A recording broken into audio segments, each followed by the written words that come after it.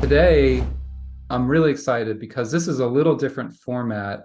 I was thinking we could just kind of hit a couple of the smaller topics.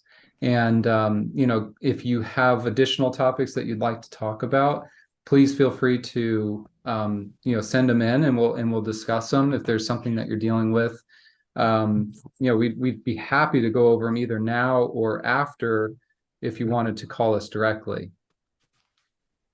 One of the first things I really wanted to get into was listing agreements, and I just wanted to touch on it briefly. We've done a lot of articles on listing agreements, kind of comparing all the different options that are available. But at the end of the day, if you have a listing agreement, they all generally work the same, and you want them to work the same. That basically obligates the seller to commit to you and for you to commit to the seller. Your job is to market, and you guys do a great job of that. The seller's job is to be honest and to give you information and to make disclosures, not hide anything. And if someone were to come with another offer, they're supposed to share it with you.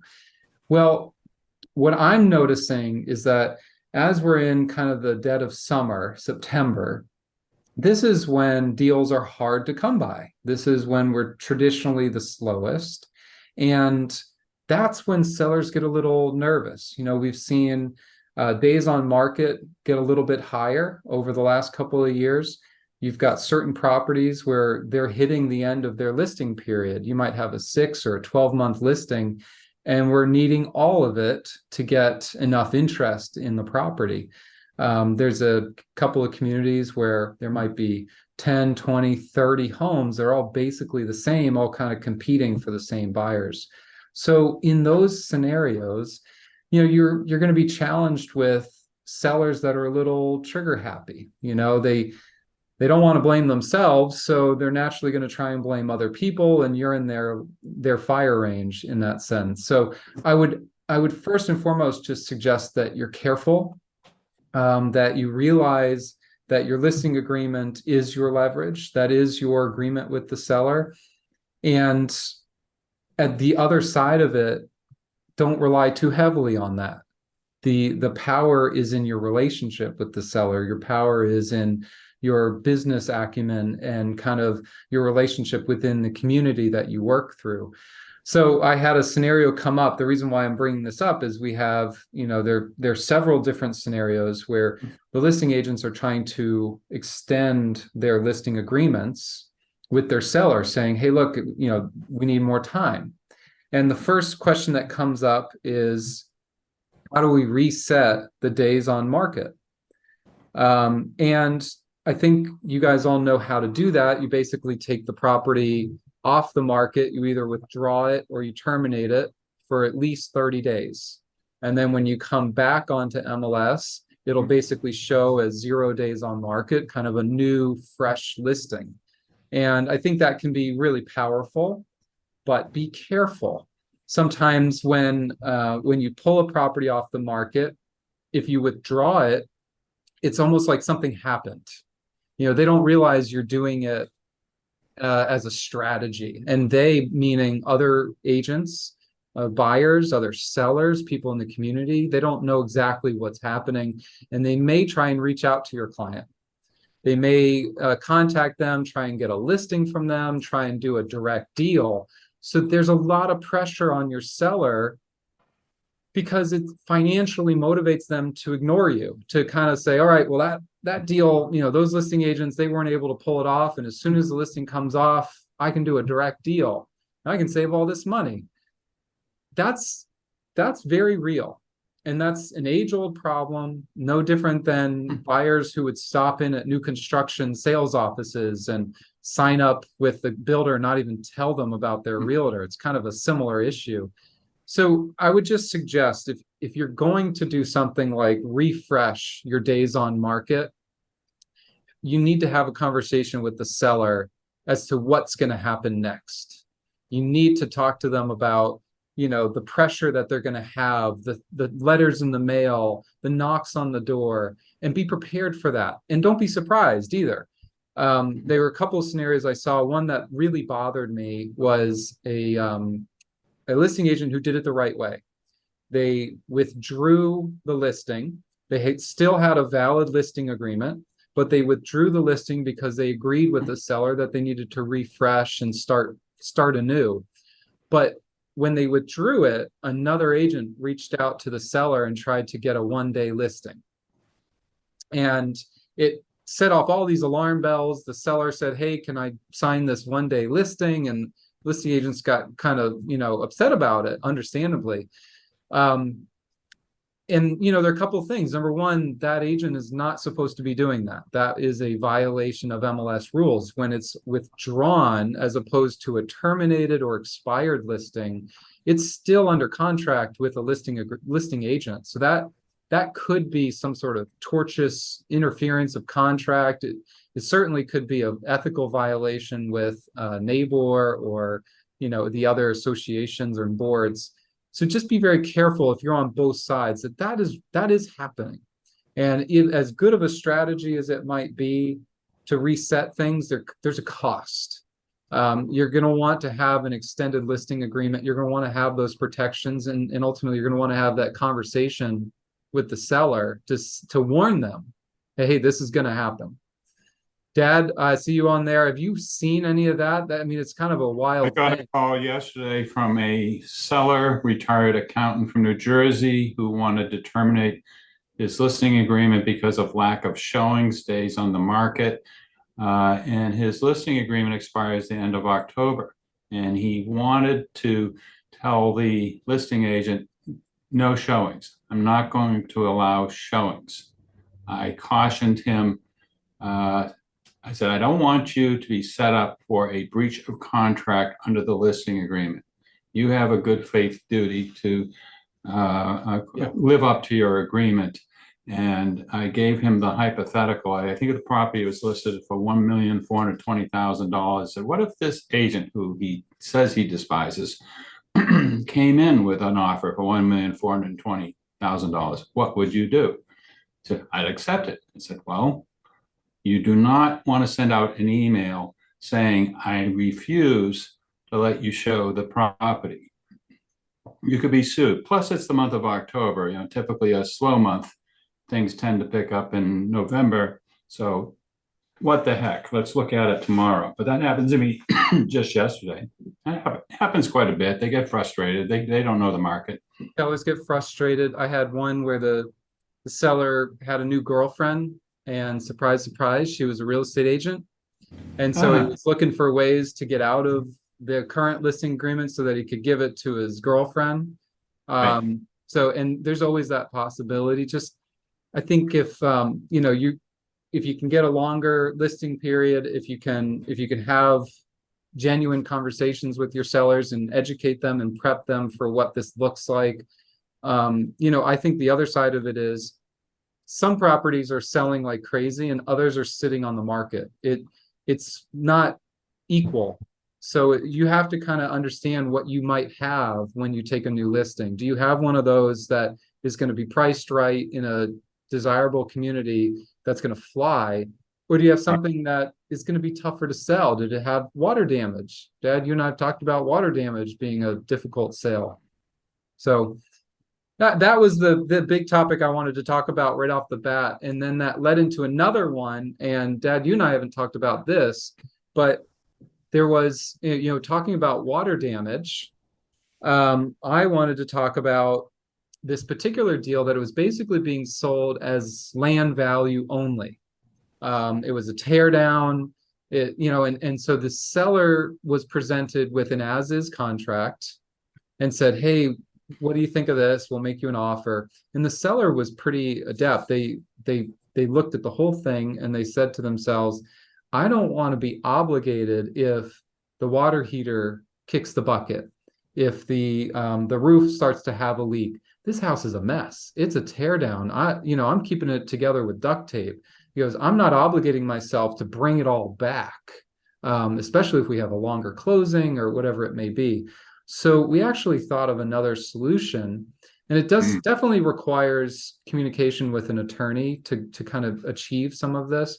But Dad, we used a land contract, an unimproved Of vacant land contract? vacant land contract, and it sounds a Okay. little strange, but No, it does.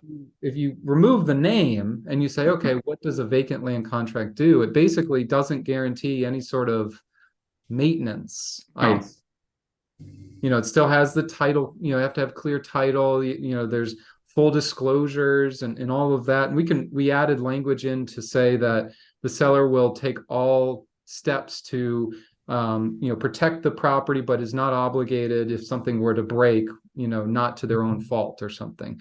I thought that was really interesting. We haven't seen much of that, but I think it's a really great way to look at it.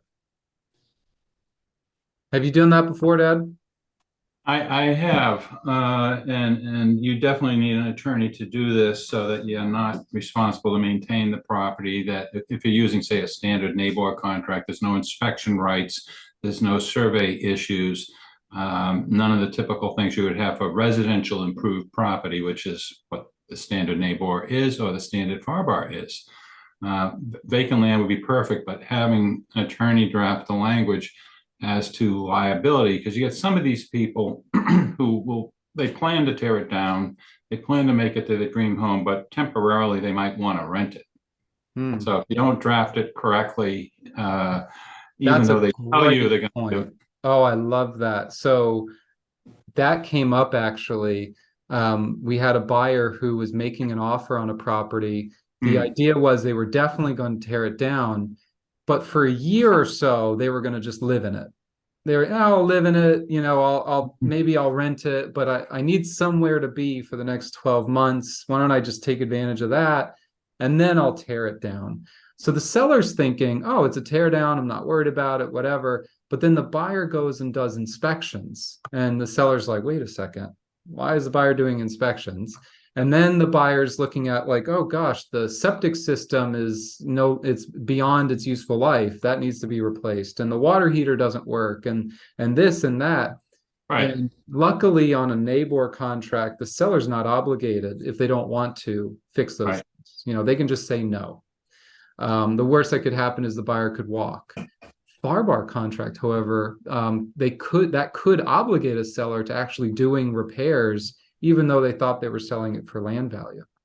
Yeah, it's a common thing too for people who are, approaching retirement age but aren't quite there.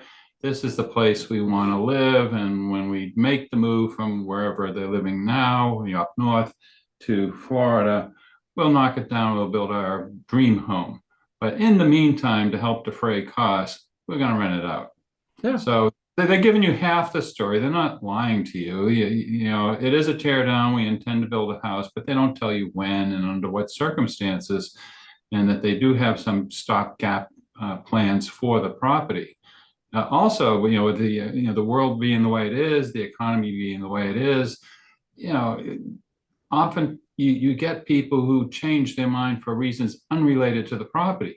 And then Yeah. they go fishing through the contract to see if there's some gap that we didn't address as attorneys in describing that this is strictly for the land, that there is no maintenance responsibilities, there's no disclosure responsibilities.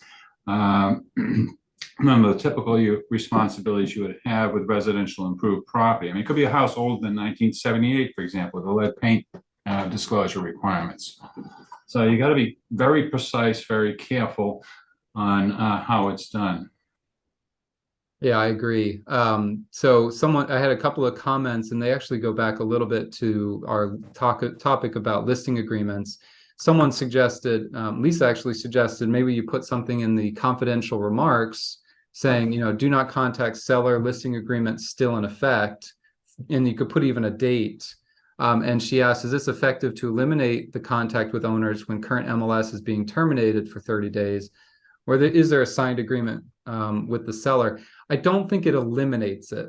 The reality is there are a lot of people that don't care. They'll use that as an opportunity to reach out, or they're just not paying attention. It's flat unethical. I mean, I know agents who are found to be unethical after an ethics hearing before a neighbor for this very reason. And you get that reputation in town, and we all know who the Yeah, real and they're out there though. That's the sad part. And they're out there. once they reach out, the damage is done. So you might be able to eliminate some of it. I don't think you would eliminate all of it. And we'll actually talk about the confidential remarks as our next topic, because this came up as a separate issue where the seller put, or the listing agent put in confidential remarks that the community was being remodeled. They were redoing the golf course and the clubhouse, and that it was, estimated completion date was 2026. Well, the day before closing, the buyer sent a demand letter saying, I'm not closing. I want my money back, because I was never told that all of this was being renovated for the next couple of years. Right. I'm not going to be able to use it. I won't have access to it. There's going to be dust and debris, and it's right in front of my front door. He was, I don't know if he was using it as his excuse or if he legitimately believed or didn't know about this stuff. But his argument was interesting. He said, I didn't see the confidential remarks. You can't prove that I ever saw it. If I'm just searching on Redfin, I can't see it. If I'm on Zillow, I don't see confidential remarks. And this actually came up when I was talking with another agent yesterday evening who wanted to disclose title defects, that a buyer would have to assume title defects on this property that they were listing.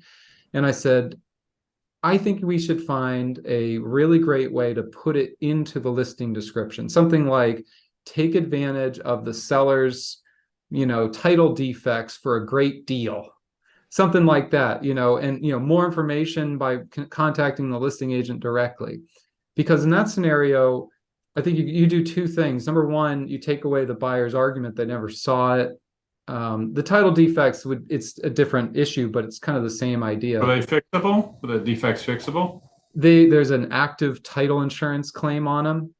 And so they would be indemnifying the buyer against the title defect, but they can't fix it right away. It's going to be time. That I put right in the contract under You the would put other. it, yes. Well, and so the reality is this is going to be a hard property to sell. This is going to be a hard pill for someone to swallow unless they get a nice discount on Yeah, the you need to property. educate the buyer up front. You need to educate the buyer up front. But what I was also worried about was I wanted to somewhat protect the listing agent from an otherwise really well-priced property in a very desirable location, just getting hammered with buyers trying to get access for months and months and months, and it's sitting there and no explanation. I think the public deserves some sort of explanation as to why it's there.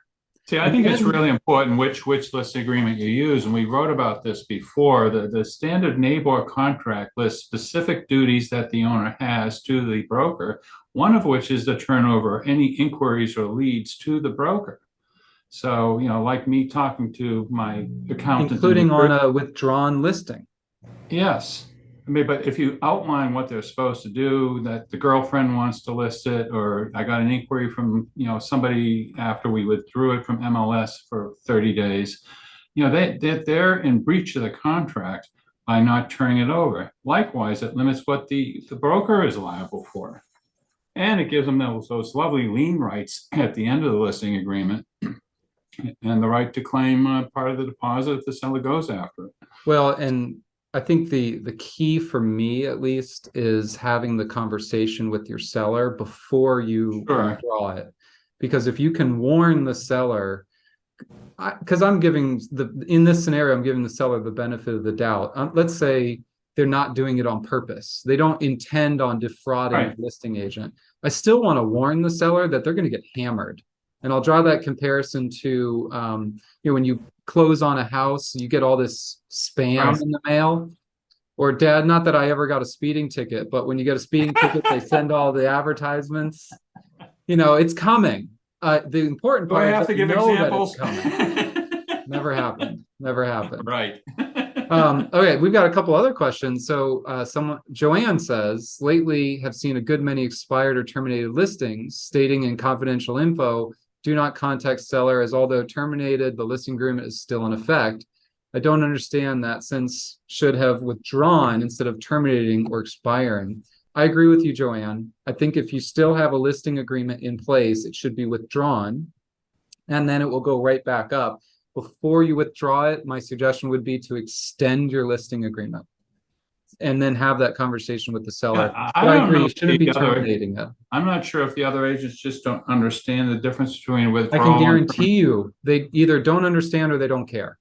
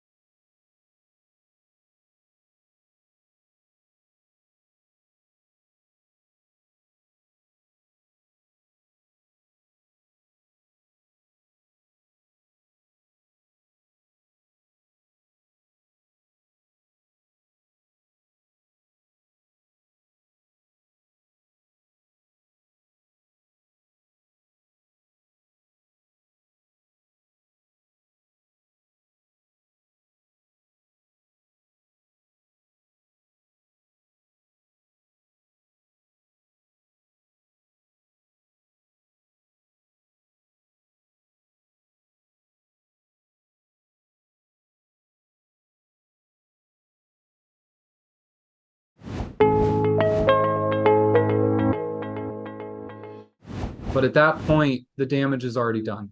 Yeah, if they That's the don't care, sad part. make a whit of difference, except it'll make the ethics complaint against that agent so much stronger.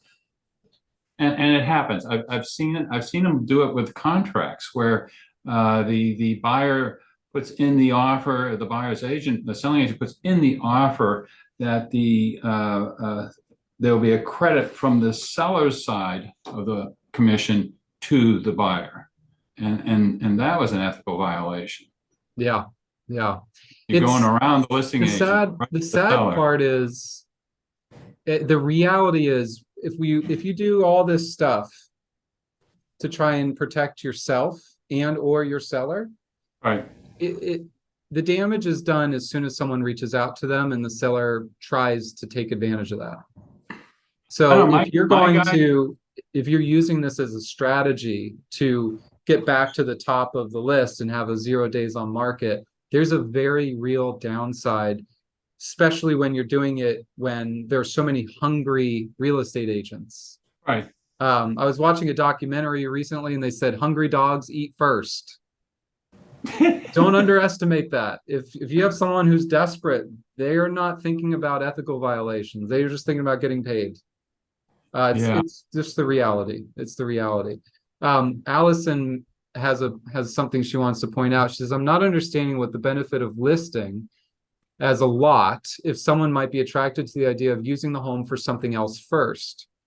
Plus, it may be misleading because the cost of the teardown is very expensive. It makes the property worth a little bit less to a buyer than just the cost of the lot. I'm going to try my best to explain the mindset of it, but Dad, maybe you'll have something as well. But she's thinking that why, if it has some livable value in it, why would you list it as land value only? Because the teardown is 20, 30, $50,000 and you can't use it for a long period of time. The reality is it's marginal usually. The building isn't worth anything. Insuring it would be outrageously expensive. Just fixing it up, putting lipstick on the pig would be impossible. It's sometimes just easier to sell it Okay. as land value.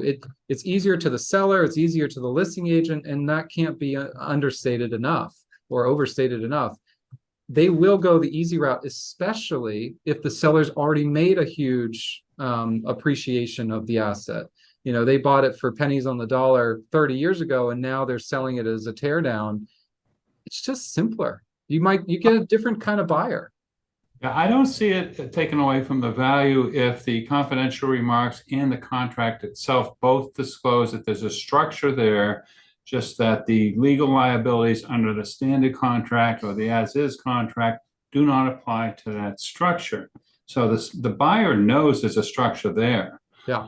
And yes, it does cost money to bulldoze it, but we're in a market where lots cost an arm and a leg, and I've had enough clients bulldoze structures, and it wasn't that bad.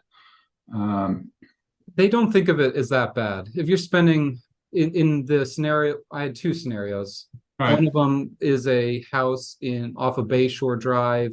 Right. It's $400,000 lot, and it's got a Oh, mobile. that'd be a lot to that price Yeah, it's got a range. mobile home on the property. That's a tear down. It's a But tear down you, every day of you the week. know the customer my dad sold 70 odd properties to, he Yeah. routinely would buy houses like this and bulldoze, and it was, 20, And then 30. it's easier to own it.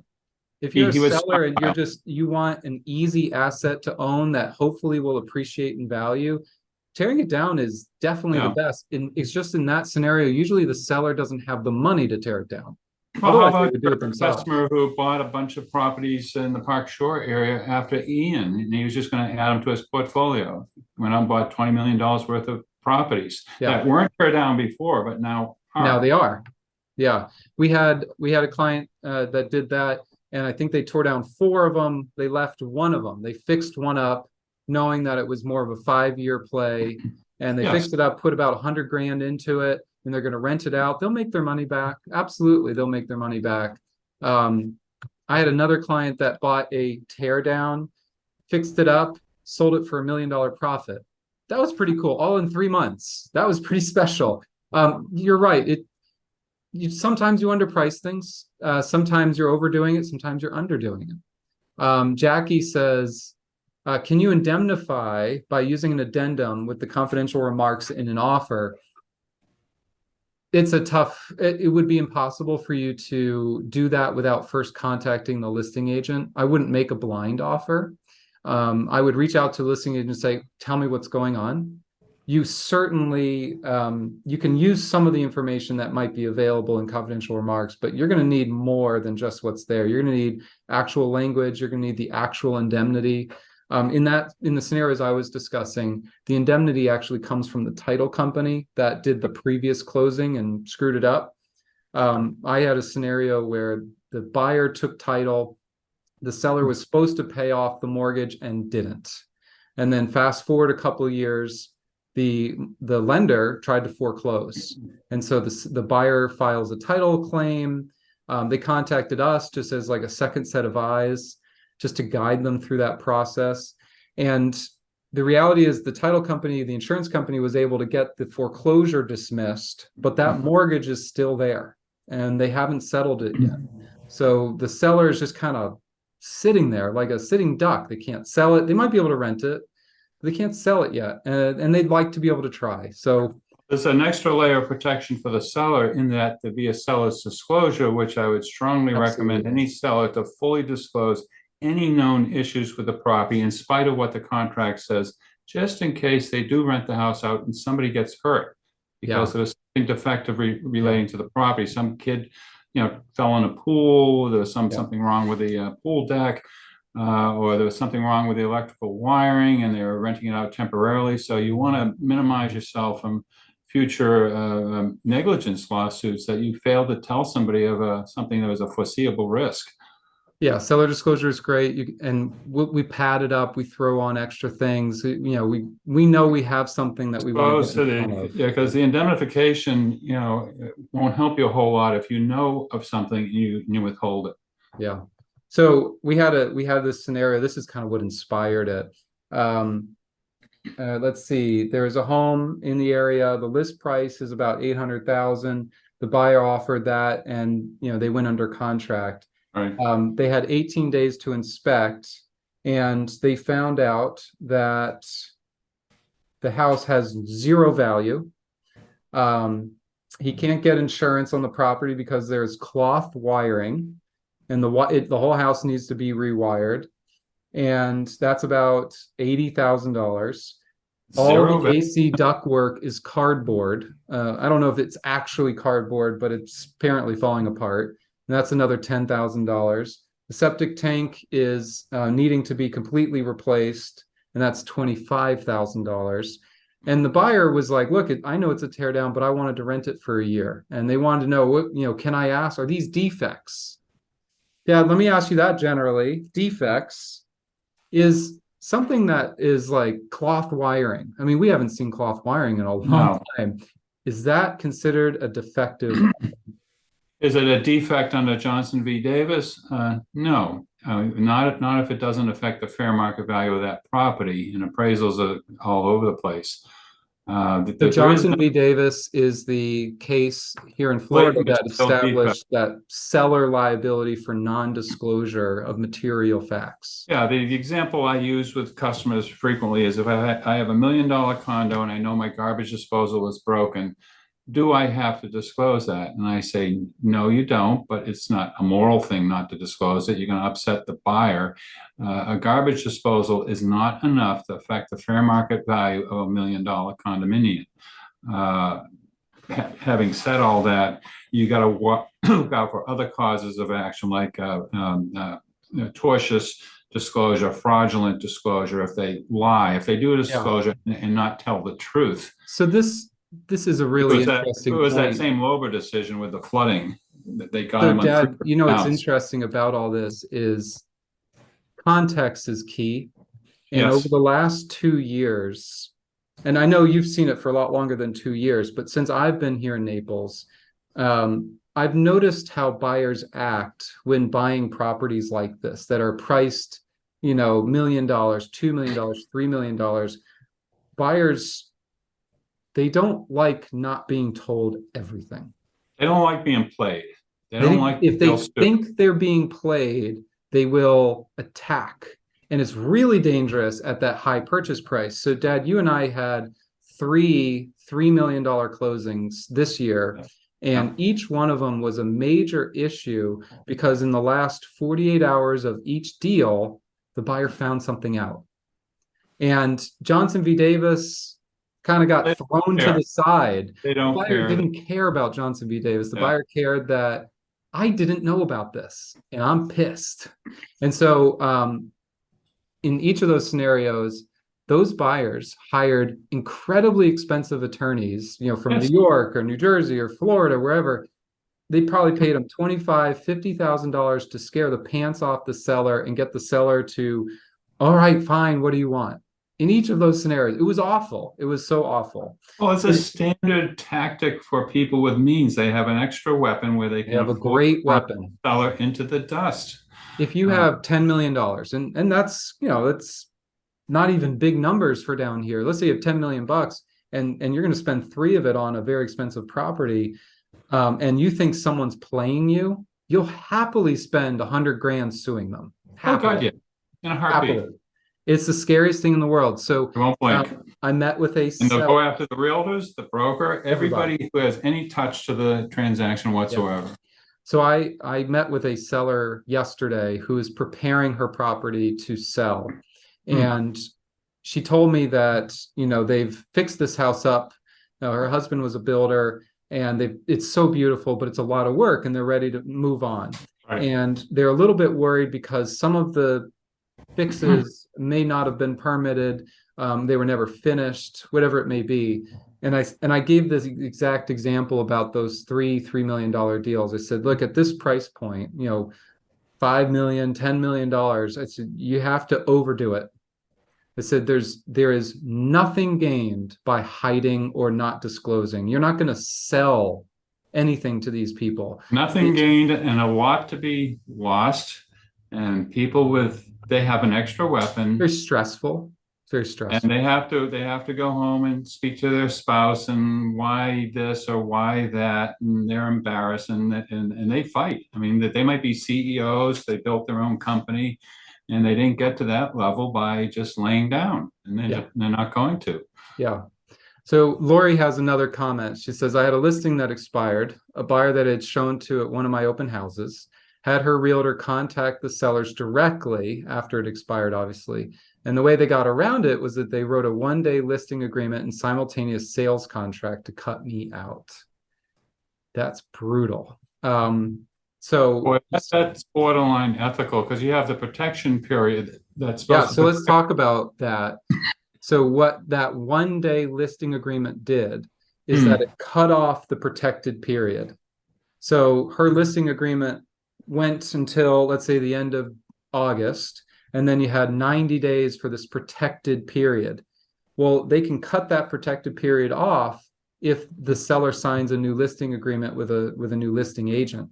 And so her listing agreement expires, she's out. I agree, Dad. That is borderline unethical. I frankly, I think I probably would be in favor of filing an ethics complaint because there's a body of case law out there where you look at the substance, not the form. And the substance of this was just to get around the protective period. Yeah. 1 day. I don't. Especially if you can show that they had knowledge.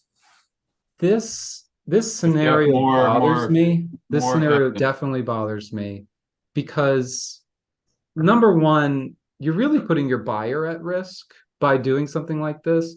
You're waiting and you're maneuvering all to what? To be able to lowball the seller a little bit, to say, can you imagine if we sent out an article saying, here's how to get rid of the protective period, do a 1-day listing?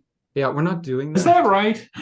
No, I hate it. Oh God. That cannot. Lori, that's awful. 475 and the appearance of impropriety is enough to trigger the statute. So the problem, let's say you did that and you were successful. I said earlier, the damage is already done. And what I would mean in this scenario for the damage being done is I think you're getting pulled up in front of the ethics committee every day of the week. I think that realtor, even if they're let off, They're going to have a very uncomfortable discussion with their broker.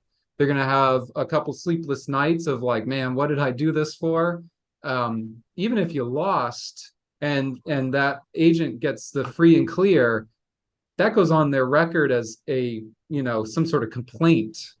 Well, That is and not the worth it. real macro here, Christian, I look at my father who came down here in 74 and was successful since then. I've been over here since 85. If I did something like this in 86, that would be my reputation in this community for the last whatever number of years that is. And you're damaging, unknown number of transactions in the future if you start out playing the game that way. Yeah. Jackie had a follow-up, and I will need to verify this as well. If you have a register of all the buyers, if you know for a fact that this buyer saw the property while you listed it, Right. would that still be under your protected period, even with the 1-day listing agreement? Possibly. I would say possibly. I think that protected period is It important, depends when you though. relist it, but is that a bona fide listing agreement, or is that, again, form over substance? Yeah. And there's a lot of law out there. They use it in the Internal Revenue Code. They use it with general contract law, and this would fall into the category of general contract law, that the courts look at the substance of the agreement, not the form. You can call it whatever the heck you want, but they're going to look at the substance. And who knows what a judge would do this, and who knows what an ethical committee would do with this if you make the case that this would eviscerate that part of the listing agreement, that this would be, everybody should do it. Again, your reputation is going to take a real hit. You're not going to do a 40-year career doing it this way. You're not going to have a 40-year career doing things like that. No. And if you're trying to focus in on one community, you just shot yourself in the foot. I think that is the worst short-sighted decision you could make, when you should have just made an offer. The seller may have taken it anyways.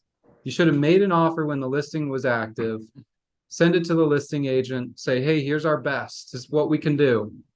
And then you let the chips fall. But if your strategy was to wait it out, that's hard. That's pretty hardcore. I don't really like that. I think it's obvious that you and I are on the same page, Dad. That's not a fun one. Well, what I've done in the past with this, when you have a protection period, is advise the owner to contact the agent whose listing expired and said, I have another buyer out there. I can wait the protection period out. Can we negotiate something less where we can go on a contract now? Now, I've done that quite a few times. And everybody's happy. So the listing agent gets something, the property gets sold. You don't have to do that maneuver. Yeah, that's a tough one. Thank you guys for joining this. The fun thing was, I think classes like this and all the other things that we try to do for you guys, it really helped us. We were able to win a couple of awards at the Naples Best banquet the other night. That was a lot of fun. We won Best Attorney, Best Law Firm, and Best Title Company. A clean sweep. Now we just have to open a janitor company and some other stuff, and then we can keep going with it. How about wealth management? Well, let's get Wealth into management, yeah. No. We'll stick to what we're good at. Well, I hope you guys have a beautiful day. Good luck this week. If you need us, please don't hesitate to call, and good luck. Thanks, guys.